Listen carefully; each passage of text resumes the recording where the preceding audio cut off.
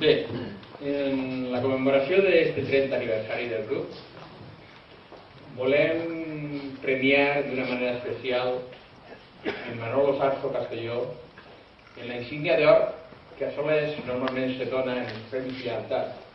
Però què collons? Quina lleialtat més gran que 30 anys de valencianisme junt al grup? Per això sí que crida Manolo La Torre que jo no estic molt al dia en estos menesters. Manolo, vine para que sí y te felicito.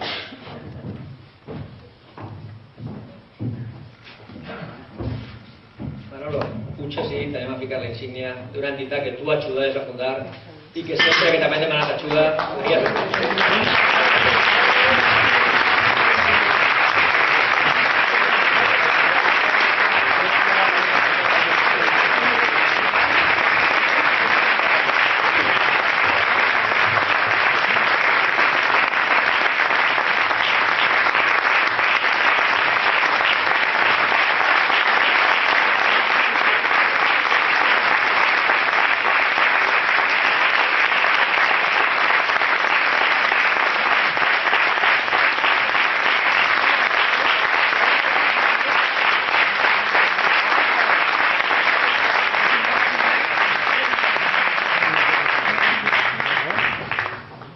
I ara, per el mateix motiu, i perquè alguns creuen que naixé així i que el pillaren dins quan es formà el grup i antes de que feren els carrers, tinc el plaer d'anunciar la concessió d'una altra medalla per al nostre incombustible i volgut Pepe Alba, símbol d'eixa resistència que he comentat adés i de tot lo treballat en el grup, en estos 30 anys en el grup.